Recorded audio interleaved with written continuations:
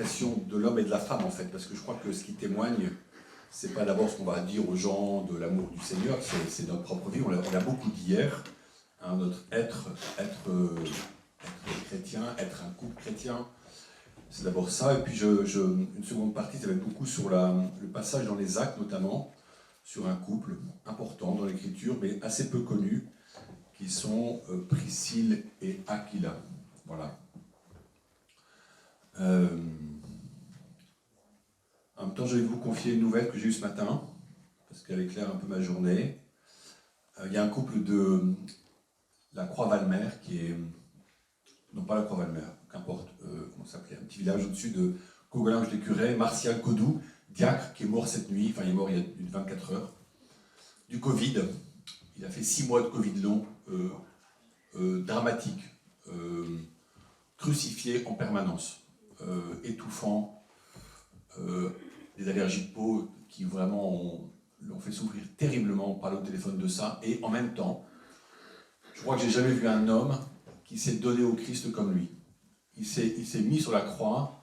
Il avait fondé le monastère invisible de Jean-Paul II depuis 15 ans. J'étais curé à l'époque, là-bas, et il faisait prier des enfants, il faisait prier des gens pour les malades, des mourants. Il avait des témoignages bouleversants de guérison, de conversion, de gens qui avaient vraiment, enfin, sur qui le Christ avait mis la main, vous voyez, la main de Dieu sur lui, quoi.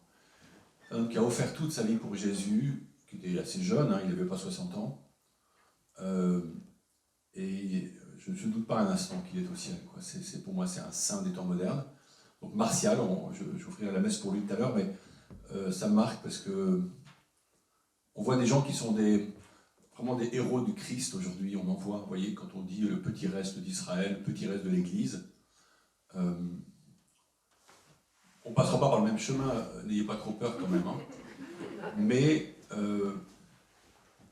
je crois qu'il y a cette attente, hein, du monde d'aujourd'hui, une attente qui n'est pas dite, qui n'est pas explicite, mais que nous puissions porter jusque-là l'amour du Seigneur. Voyez, et le porter pour ceux qui ne le connaissent pas, qui l'ignorent ou qui l'ont rejeté même. Voyez, et ça, il y a une fécondité qui nous dépasse. Voilà, pour moi, c'est un saint au ciel, Martial. Bien sûr, sa femme et ses enfants, il faut prier pour eux. Petite introduction, je voulais vous rappeler ce passage quand même magnifique de Saint Paul, Éphésiens 5, hein, au verset 25-28, qui nous parle de la magnifique dignité de l'homme et de la femme. Après, je parlerai de la Genèse, mais on comprend à travers ce texte de Saint Paul le projet de Dieu sur l'être humain sexué, homme-femme. Je vais vous relire, hein, vous connaissez ce texte, mais je le relis. Hein, vous, les hommes, aimez votre femme à l'exemple du Christ. Il a aimé l'Église, il s'est livré lui-même pour elle, afin de la rendre sainte en la purifiant par le bain de l'eau baptismale, accompagnée d'une parole. Il voulait se la présenter à lui-même, cette Église, resplendissante, sans tache, ni ride, ni rien de tel. Il la voulait sainte et immaculée. C'est de la même façon que les maris doivent aimer leur femme, comme leur propre corps. Celui qui aime sa femme s'aime soi-même. On ne comprendra jamais la vocation chrétienne du couple si on ne comprend pas que l'exemple fondamental, c'est le Christ qui aime l'Église. Le Christ aime l'Église jusqu'à donner sa vie, et vous savez que c'est une vie donnée jusqu'au sang, jusqu'au bout. Et donc la question, c'est d'aimer. Ce mot, je le dis parfois des couples en disant est-ce que vous vous aimez toujours, quoi. Que j'ai marié il y a 10 ans, il y a 20 ans, de oui, on s'aime bien sûr, je m'étonnais. Est-ce que vraiment vous vous aimez? Est-ce que ce choix de vous aimer, il est quotidien? Il est là ou pas? Parce que c'est vraiment le projet de Dieu pour nous tous. Nous existons pour aimer. Hein. D'où le drame quand il n'y a pas d'amour dans les relations humaines. Et vous les voyez, hein, ça arrive souvent. Parce que quand l'homme n'aime plus, il ne sait plus pourquoi il existe au fond, pourquoi son être est là, c'est quoi le sens de sa vie.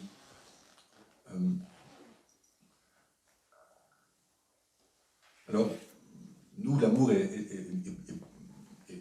presque, pas déifié, mais enfin, il est espéré, il est attendu fortement. Il y a des cultures où les couples s'installent en couple parce que c'est traditionnel. Moi, j'ai connu un gars, Charles, indien, en master à Paris, un MBA, et puis un jour il me dit, je vais me marier, et je lui dis, ah bon Charles, tu vas te marier? Bon, mais... Et alors tu la connais depuis longtemps? Il dit, non, je l'ai aperçue une fois, mais je la connais pas en fait. Je lui dis, alors, c'est mes parents qui l'ont trouvée, qui me l'ont proposée, donc elle me dit, je commence à penser à elle et je commence à l'aimer.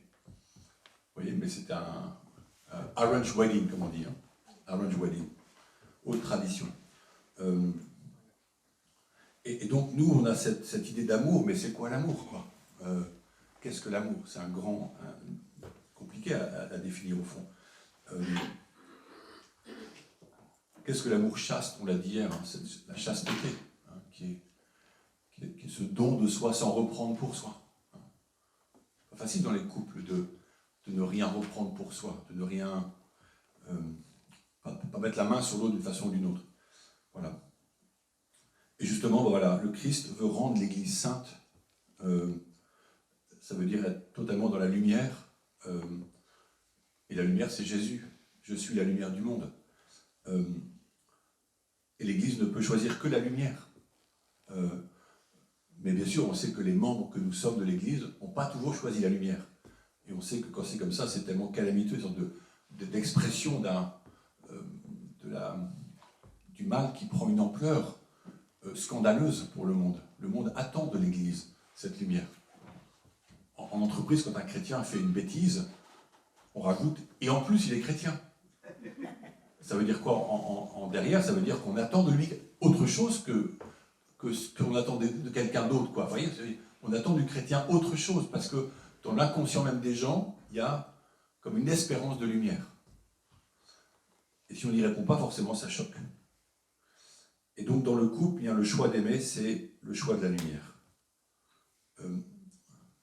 Sans cette lumière, l'amour est blessé. Alors, certains le vivent dans une vie sans Dieu, honnêtement, avec beaucoup d'humanité, ils s'aiment profondément. Moi, je crois qu'au fond, c'est Dieu qui traverse leur être et leur vie. Ils ne le nomment pas ainsi, mais Dieu est là pour eux. Mais quand on a cette joie de l'amour de Dieu en plus, on va à la source puiser sans cesse ce qui nous manque pour aimer. Voilà. Alors, aux hommes, bon courage. Aimez votre femme à l'exemple du Christ. Il a aimé l'Église jusqu'à se livrer lui-même pour elle. Alors, première partie, donc, je vais prendre un peu la Genèse, parce que vous connaissez ces textes de la Genèse, Genèse 1, 2, 3, etc. Mais c'est toujours important de se redire, parce que je pense que si nous voulons être témoins, comme notamment ceux qui préparent au mariage d'autres couples, il faut qu'on ait quand même une vision claire de ce qu'est le plan de Dieu sur l'être humain, homme et femme, pour en parler, pour en tout cas le faire passer, pas inconsciemment, mais le faire passer ce message, parce que dans le monde actuel, tout est bouleversé. Oui, on ne sait plus très bien qui nous sommes. Moi, j'ai appris que j'étais un cis-sexué, par exemple. Je suis un cisgenre. Beaucoup le sont aussi. Vous savez ce que c'est qu'un cisgenre? Ça veut dire que vous reconnaissez vous-même que votre genre correspond au genre qu'on vous a attribué à la naissance. Donc à la naissance, on m'a attribué d'être un garçon. On m'a attribué ce genre-là, masculin. Et donc je reconnais aujourd'hui que mon genre actuel correspond au genre qu'on m'a attribué. Donc je suis un cisgenre, contrairement au transgenre. Vous voyez? Donc c'est des mots qui viennent, qui sortent comme ça, et puis bon, je suis ravi, hein.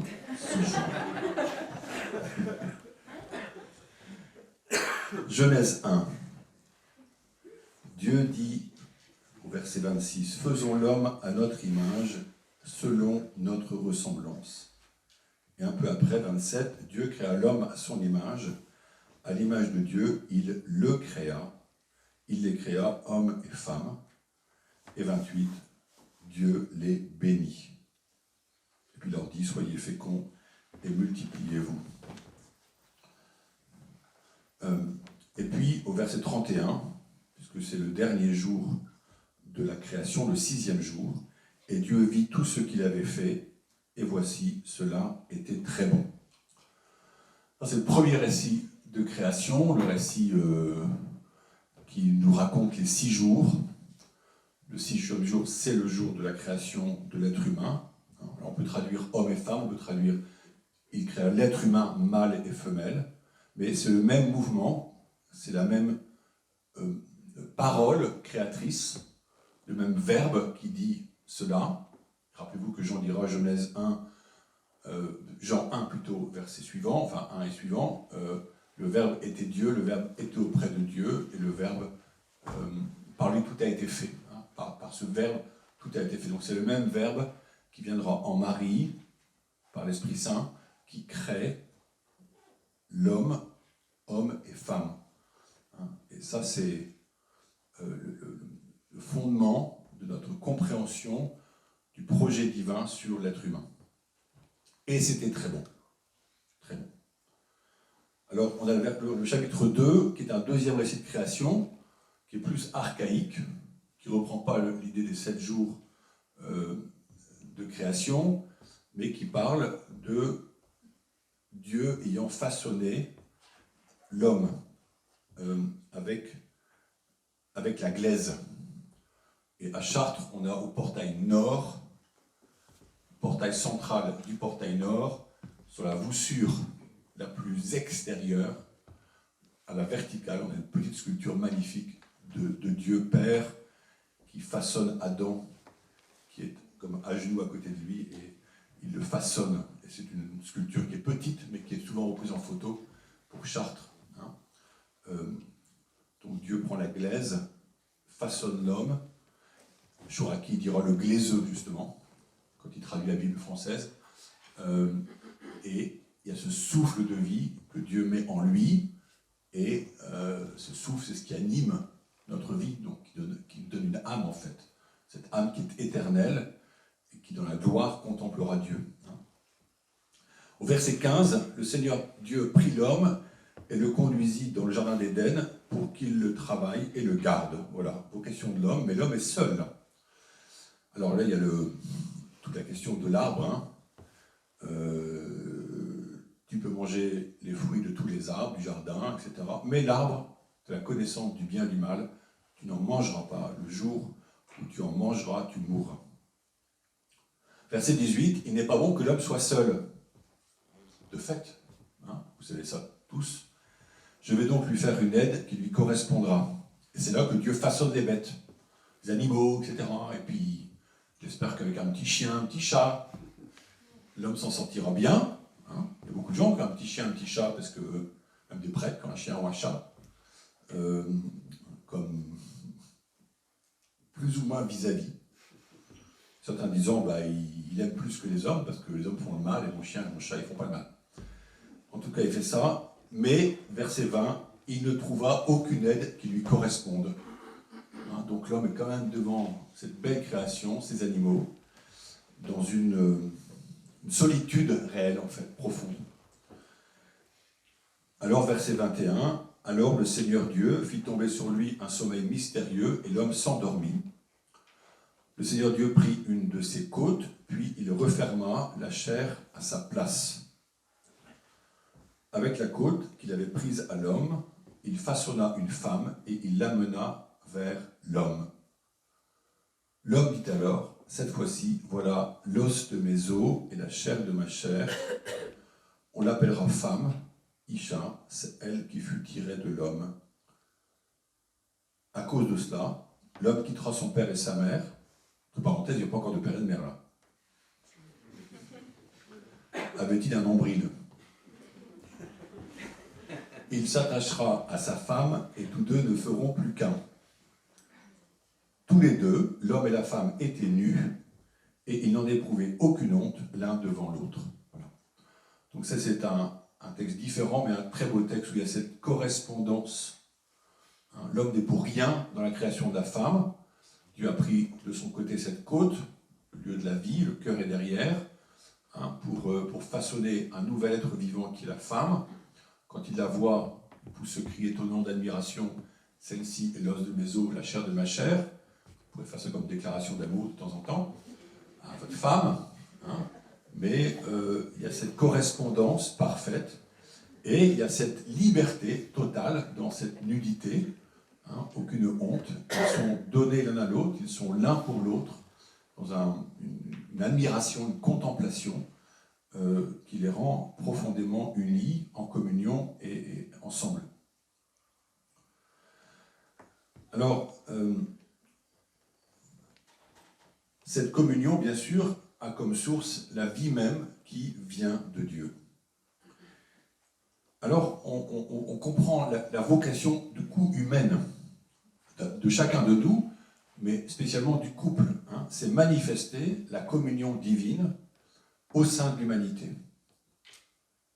Et dans cette phrase de Genèse 1, « Cela était très bon hein, », eh bien, c'est pour nous dire qu'il faut dire au monde que l'union des époux est très bonne et conduit à la joie. Et que ce débordement de l'amour, toujours en excès quand il puise en Dieu son énergie, eh bien, se réalise dans le fruit de cet amour. Et ce fruit, c'est la communion conjugale qui va elle-même déborder vers le fruit nouveau qu'est l'enfant. Ou la fécondité qui prendra de multiples formes.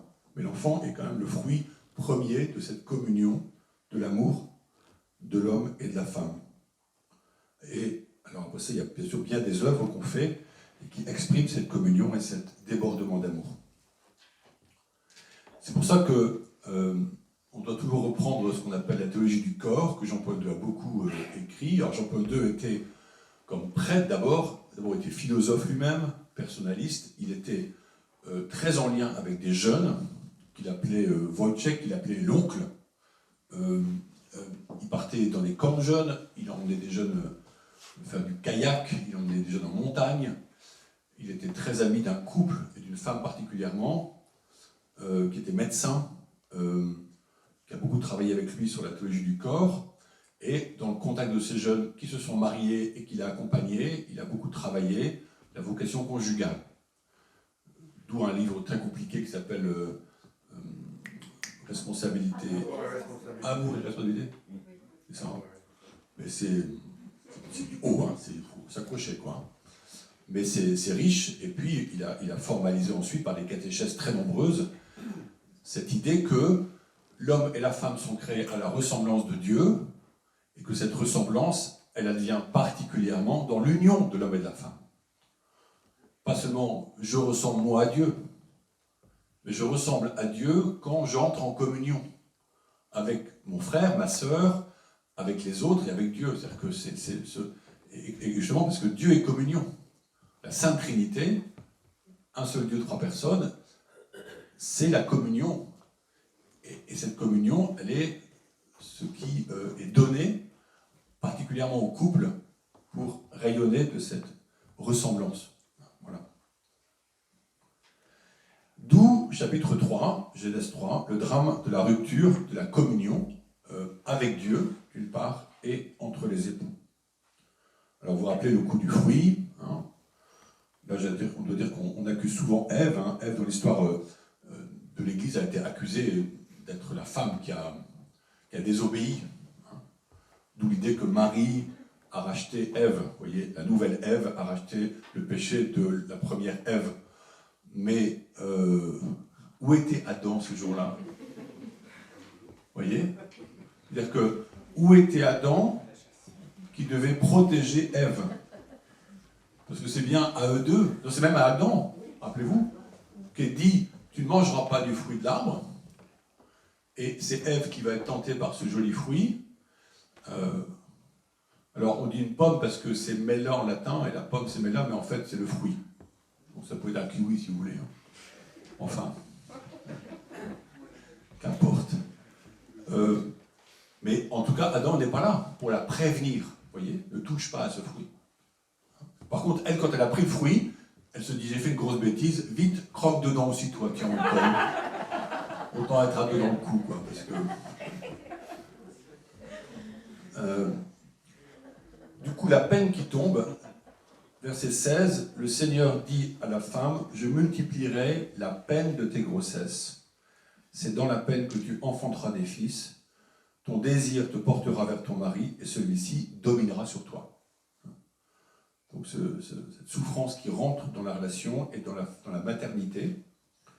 Et puis il dit à l'homme, parce que tu as écouté la voix de ta femme, et que tu as mangé le fruit de l'arbre que je t'avais interdit de manger, maudit soit le sol à cause de toi.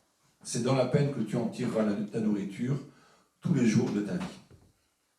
Donc c'est l'homme qui avait mission de ne pas manger, de garder cela. Et il ne l'a pas fait.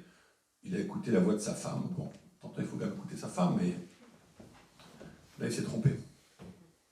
Alors du coup, effectivement, les épines, les chardons, la sueur de ton visage pour gagner ton pain, etc., la poussière. Et tu es poussière, et à la poussière tu retourneras. Donc il y a des paroles qui disent que la mort entre dans la vie, là, suite à ce péché des origines. Et notamment, il y a une phrase qu'on ne lit pas souvent dans les textes à la messe, parce qu'ils sont partiels, mais au verset 22, « Puis le Seigneur Dieu déclara, « Voici que l'homme est devenu comme l'un de nous, par la connaissance du bien et du mal. » C'est Dieu qui dit ça. L'homme est devenu l'un de nous par la connaissance du bien et du mal.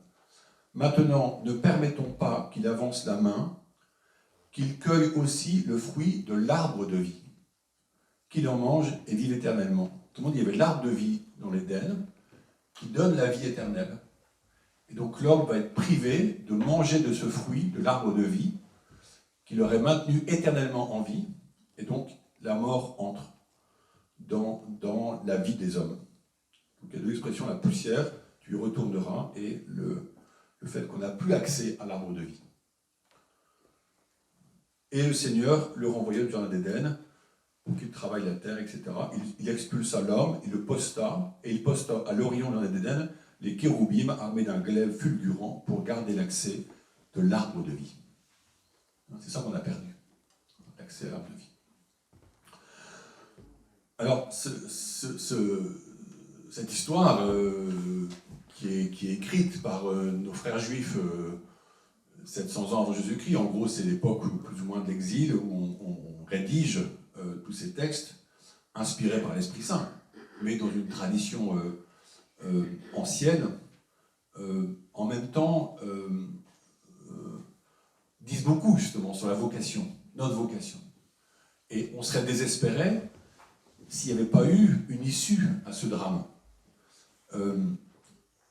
Alors, ce peuple hébreu va être choisi par le Seigneur, il va choisir Abraham, il va l'envoyer marcher en le conduisant, puis il y aura Moïse, bien sûr, qui sort son peuple d'Égypte, tous les patriarches, puis les rois, ils vont parler de Saül, qui est appelé par Samuel, puis tous les prophètes qui vont parler au nom de Dieu, pour garder ce petit peuple, qui est un peuple pauvre, hein, un peuple d'éleveurs d'animaux, de brebis, de piquettes et de quelques ânesses. Hein. Donc ce n'est pas un peuple comparable aux grands peuples mésopotamiens, égyptiens, etc., qui ont à l'époque ont fait tellement plus qu'eux.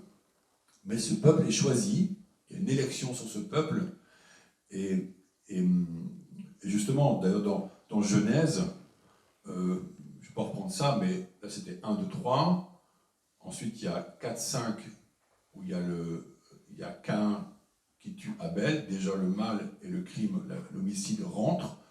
6, c'est le début de Noé, Dieu voit que les hommes font le mal, il va les exterminer.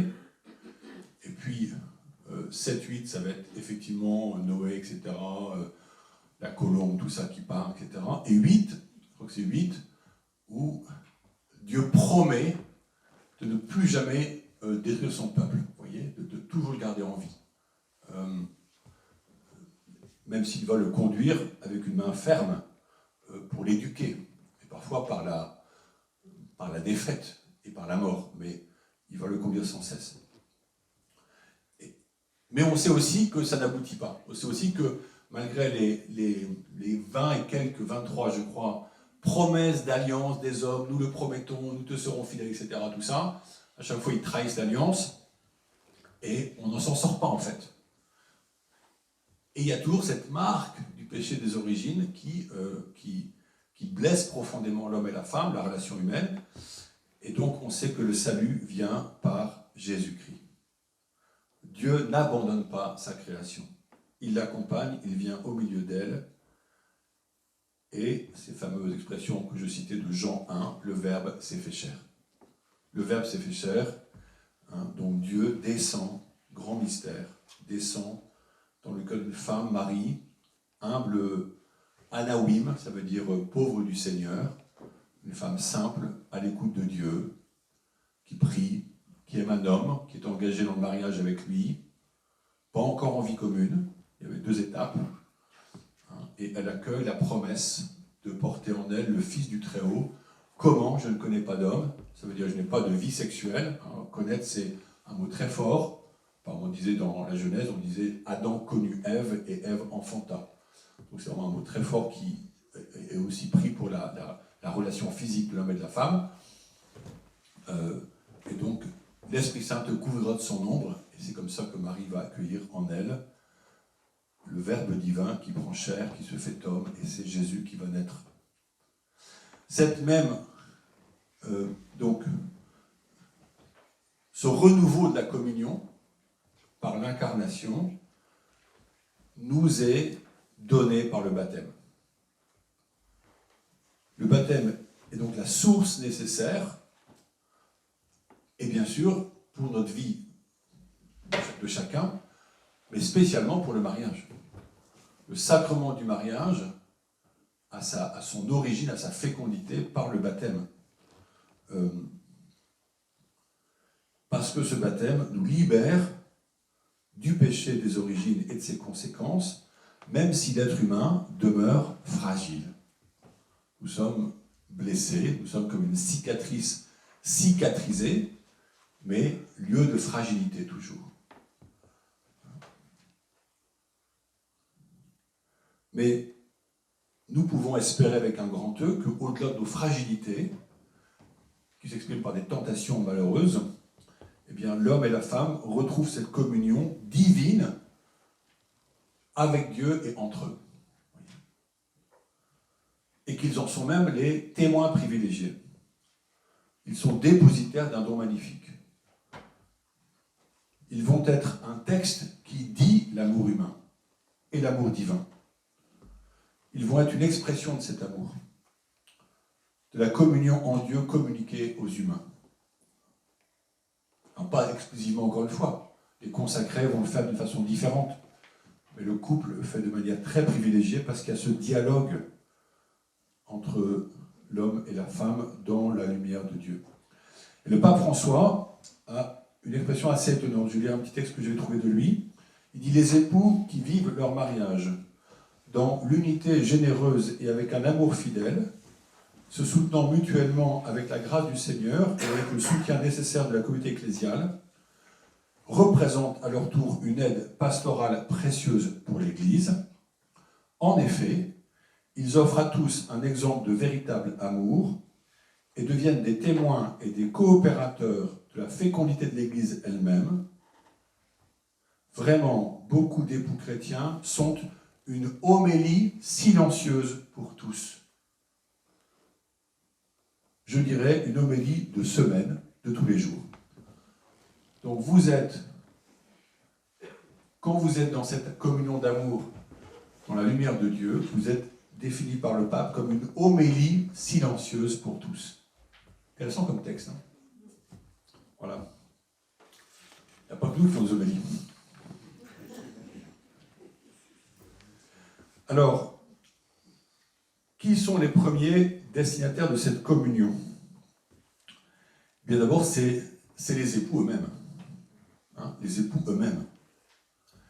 Et il y aurait une illusion de penser qu'on peut être missionnaire en tant que couple si le choix de bâtir sans cesse cette conjugalité n'est pas la priorité. Alors comment la construire, cette conjugalité? Eh bien, en nourrissant la communion. Des rencontres, on a parlé hier de la soirée conjugale, de lectures profitables, d'échanges au sein d'un groupe, de vie spirituelle ensemble et seul, vous voyez, de conseils extérieurs, hein, accompagnement, conseil conjugal, de retraite spirituelle, hein, vous voyez. Voilà. Je sais plus ce qu'on disait parfois, on disait chaque jour Chaque semaine, 1 heure avec le Seigneur. Chaque mois, 1 jour. Et chaque année, 1 semaine, c'est pas ça, je suis perdu comme ça. En tout cas, voilà, c'est de nourrir votre communion. Hein. Surtout par votre cœur à cœur. Hein. Deuxième destinataire de cette communion, bien sûr, les enfants. Ils sont le fruit du don conjugal. Et donc, ils sont votre seconde priorité. Hein. Ça reste la priorité, mais c'est votre seconde priorité.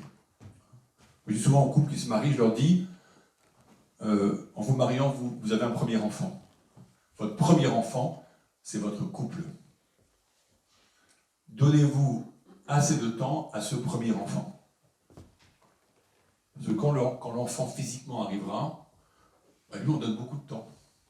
Et souvent on oublie le premier en fait, qui est le couple. Alors bien sûr, ces enfants, bien comme priorité, vous les aimez, et une famille éducatrice, elle est missionnaire. Elle conduit les enfants à découvrir la foi. Les enfants sont les premiers catéchètes, les parents plutôt. Les parents sont les premiers catéchètes de leurs enfants. Si tous les parents chrétiens enseignaient à leurs enfants l'évangile, la foi, etc., on ne ferait pas de catéchisme à l'église, ce n'est pas nécessaire. Vous voyez, le catéchisme, en fait, pallie à un manque au sein des familles. Alors après ça, il y a d'autres qualités au catéchisme, avec d'autres enfants, ils croisent, etc. Donc c'est quand même bien le caté. Mais vous voyez ce que je veux dire, quoi. Hein. Une famille catholique qui enseigne, elle joue ce rôle de catéchète. Troisième destinataire, c'est l'Église. L'Église en tant que famille de famille. Toute famille catholique qui prend sa place au sein de la communauté paroissiale devient ipso facto missionnaire. Hein, quand vous faites ensemble... Alors ça c'est beau parce que parfois on fait des services indépendamment de son conjoint. On n'a pas tous des temps de faire des fleurs. Alors moi les fleurs, tu vas les faire, moi je ne les fais pas, ça ne m'intéresse pas. Bon, soit, mais pouvoir servir ensemble, bah, c'est quand même beau, non? Vous voyez Marie et Basile par exemple, on est tous éblouis, quoi. Écoutez pas.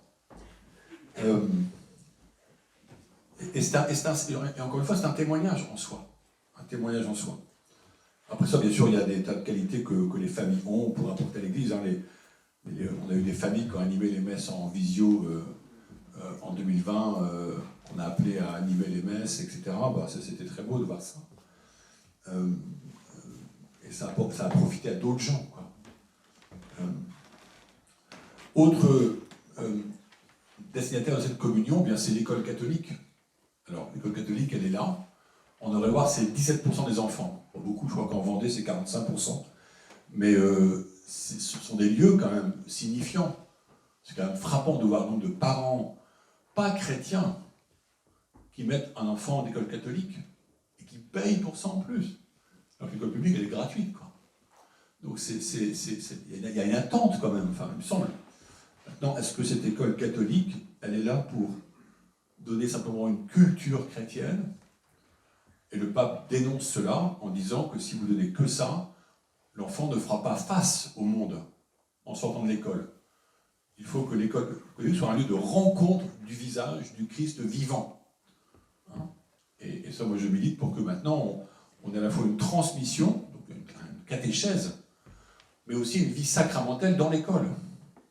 Parce que si on sépare les deux, on ne donne pas la vérité de la vie chrétienne en même temps.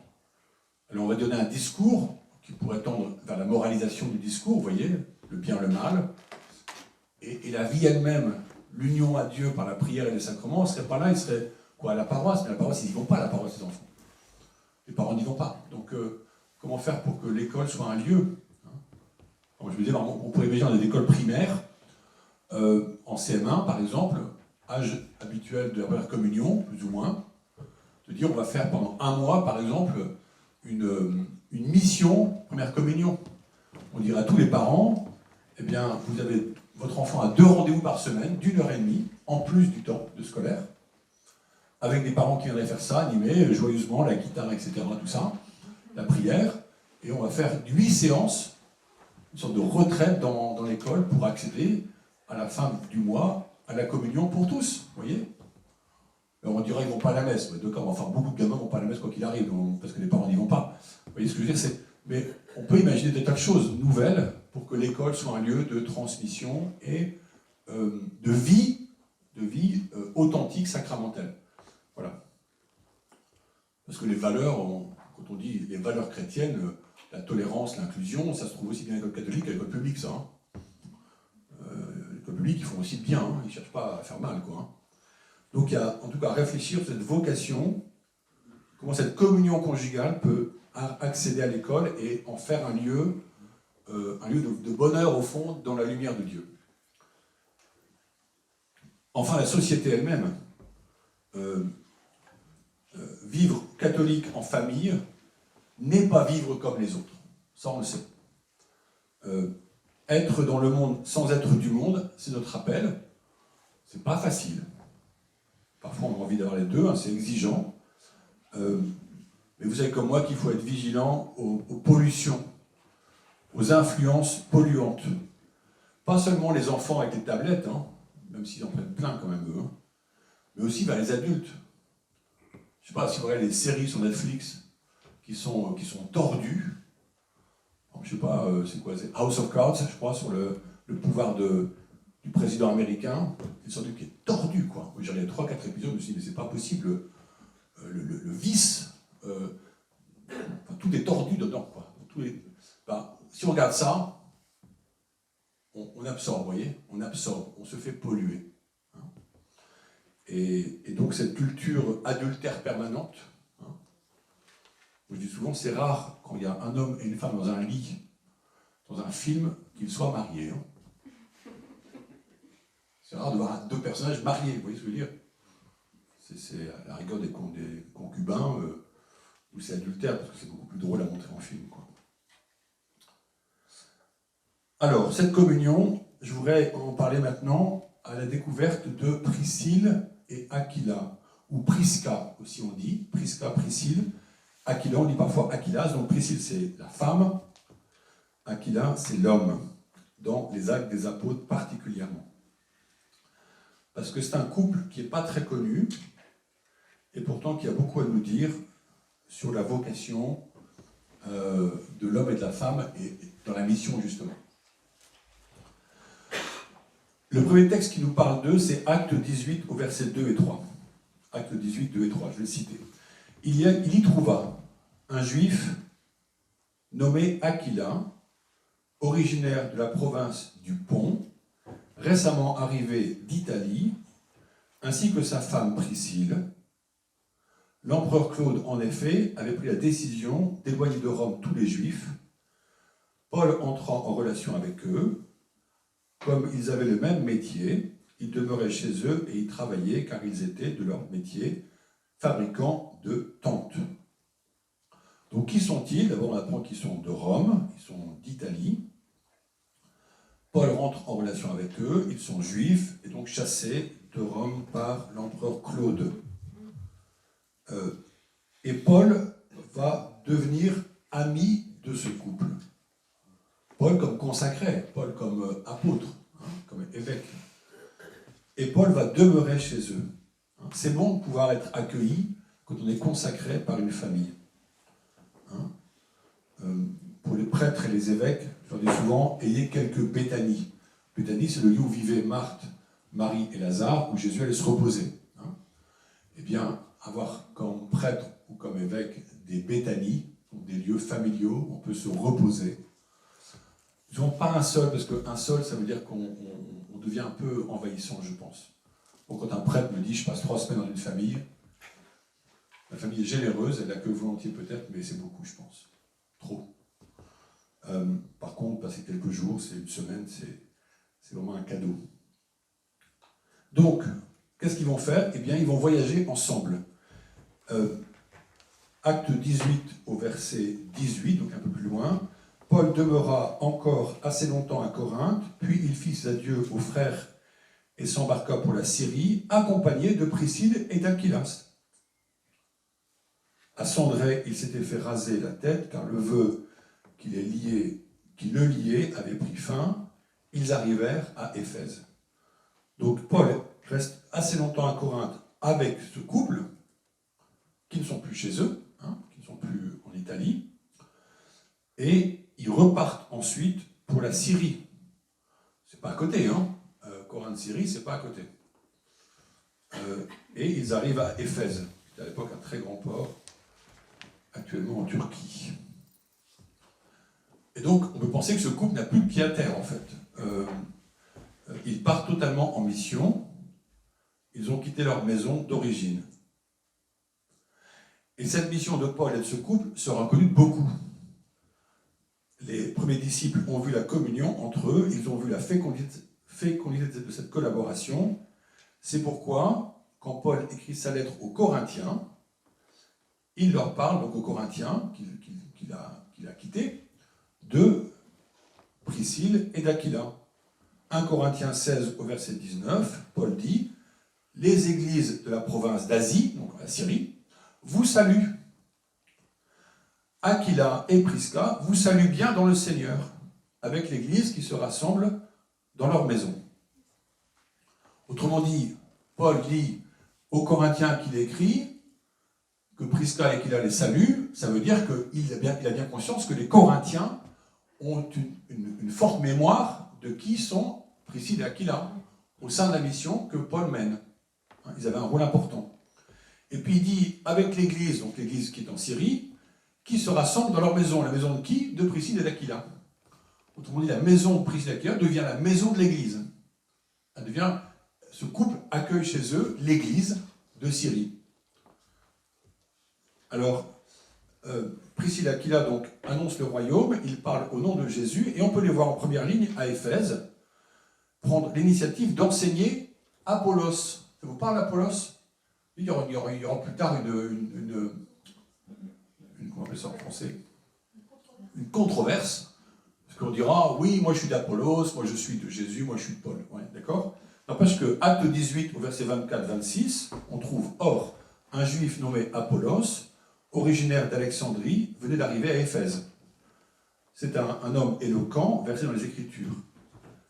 Il avait été instruit du chemin du Seigneur. Dans la ferveur de l'esprit, il parlait et enseignait avec précision ce qui concerne Jésus, mais comme baptême, il ne connaissait que celui de Jean.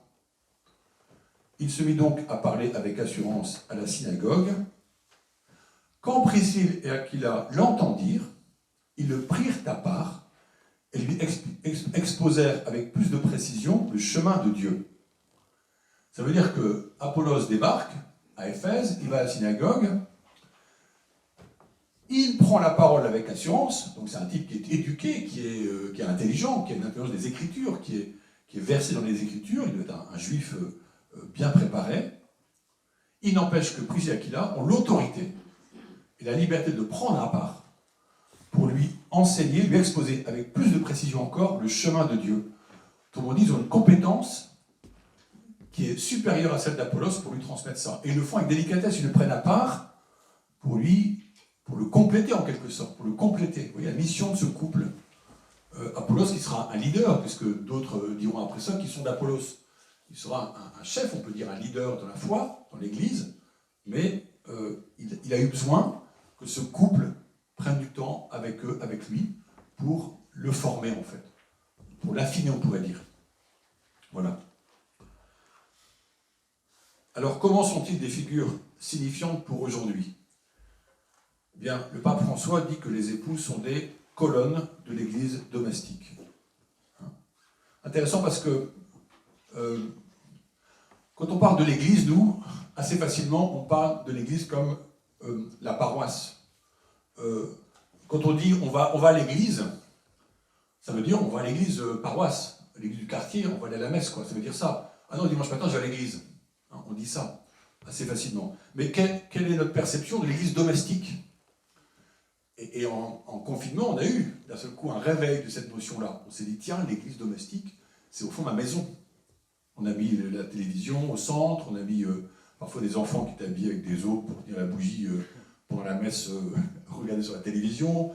On a pris la parole de Dieu, on a écouté des tas de séries comme La Traversée, qui était faite à Toulon, qui a nourri le quotidien de beaucoup de chrétiens, etc. On s'est rendu compte que notre maison pouvait redevenir l'église domestique, on a aménagé un coin prière, on s'est mis à prier chez soi, quoi.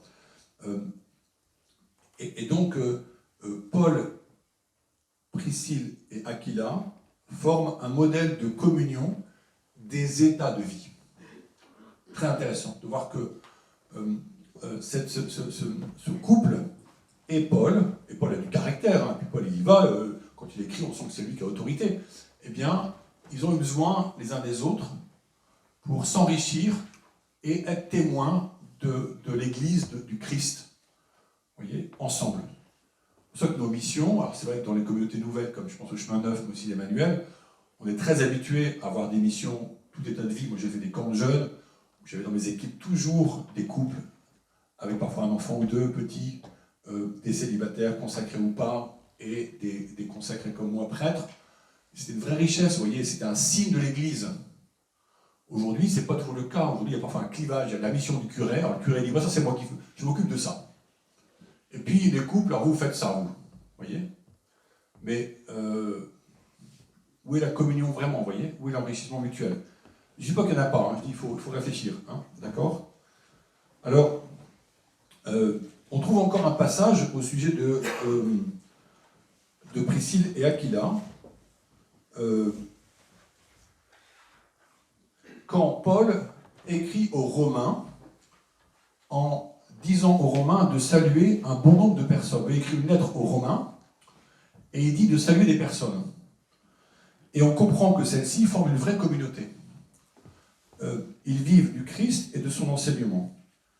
Et dans ces personnes, il y a des couples et des familles, dont Priscille et Aquila. Alors c'est Romains 16, au verset 1 à 16. Alors je ne vais pas tout vous lire, parce que c'est un peu trop long, mais ça commence par « Je vous recommande Phébé, notre sœur, ministre de l'Église ». Intéressant, Phébé, notre sœur, ministre de l'Église, qui est à Cendré. Accueillez-la dans le Seigneur comme il convient, aidez-la, etc. Verset 3, « Saluez de ma part Prisca et Aquila, mes compagnons de travail en Jésus-Christ, eux qui ont risqué leur tête pour me sauver la vie. » Intéressant, hein? Saluez Prisca et Aquila, mes compagnons de travail en Jésus-Christ. Donc ça rejoint ce que je viens de dire avant, la mission commune. Eux qui ont risqué leur tête pour me sauver la vie. Pas rien. Je ne suis d'ailleurs pas le seul à leur être reconnaissant. Toutes les églises des nations le sont aussi. Impressionnant d'entendre ça, hein. Vous voyez comment est-ce qu'il parle de ce couple, hein? Et après ça, il dira « Saluez l'Église qui se rassemble dans leur maison ». Donc apparemment, il écrit aux Romains, donc les chrétiens sont retournés à Rome, j'ai l'impression. Ils ont une maison, et là, l'Église qui se rassemble dans leur maison. Mais il continue à être cette maison qui rassemble l'Église. Après ça, il y a « Saluez mon cher Épénète ». Alors si vous avez des noms pour vos enfants, allez-y. Hein. Saluez Andronikos et Junias, qui sont de ma parenté, dans sa famille, vous voyez. Ils sont mes compagnons de captivité, sont d'apôtres bien connus. Je ne les connais pas, nous, mais à l'époque, ils sont connus. Ils ont même appartenu au Christ avant moi. Paul le reconnaît ça. Saluez Ampliatus, qui m'est cher. Saluez Urbain, mon copain de travail. Saluez mon cher Stakis. Ça fait un peu Star Wars, ça. Saluez Apelles, qui a fait ses preuves dans le Christ. Saluez les gens de chez Aristobule. Saluez Hérodion, qui est de ma parenté, encore un parent. Saluez les gens de chez Narcisse, ceux qui croient au Seigneur. Saluez Tryphène et Tryphose, elles qui se donnent, ces deux femmes, dans la peine au Seigneur. Saluez aussi la chère Persis, donnez beaucoup de peine. Saluez Rufus, choisi par le Seigneur, et sa mère, qui est aussi la mienne. Ça veut dire quoi, je ne sais pas. Saluez Asyncrite, Phlégon, Hermès, Patrobas, Hermas, et les frères qui sont avec eux. Saluez Philologue et Julie, Nérée et sa sœur, et Olympias, et tous les fidèles sont avec eux. Saluez-vous les uns les autres par un baiser de paix. Toutes les églises du Christ vous saluent. C'est beau, hein, parce que vraiment, il y a tous ces visages en tête, il leur écrit cette lettre, et au cœur de ça, dans l'histoire, Prisca et Aquila sont les plus mis en valeur. Hein, ils sont vraiment au cœur de... Je pense qu'il y a beaucoup de chrétiens qui ignorent qui sont Prisca et Aquila. Hein, vous voyez, alors que c'est impressionnant quand même, hein, que Paul écrive ça de... Ils ne sont pas canonisés. Ils le sont, je crois. Ils le sont aussi, je crois, ils le sont. Si. Ils l'ont été par acclamation, je pense. Alors, du coup, mon temps est fini. Donc, assez rapidement. En tout cas, ce qui est beau, c'est voir que Priscille et Aquila par rapport à Paul et à l'Église. Donc d'abord, ils ont risqué leur vie. Donc ils ont été courageux, engagés, radicaux, entiers. Ils se sont mis en danger pour lui. Donc c'est le contraire des tièdes, hein, pour être très clair. Saint Paul dit que les églises leur sont redevables, hein, verset 4. Ils s'occupent de leur propre église. Ils ont autant les soucis de toute l'église et agissent efficacement pour son bien. En tout cas, ils expriment une réalité, on peut dire, catholique, hein, de l'église des premiers temps, quoi. Hein, voilà. Et ils collaborent avec Paul, verset 3. On sent que c'est vraiment l'Esprit Saint qui les a appelés, hein, à être avec Paul, à partager leur joie et leur peine. Et c'est beau de voir que l'expulsion par l'empereur Claude de Rome au départ, des Juifs, permet à ce couple de rencontrer Paul et d'avoir cette fécondité dans la mission.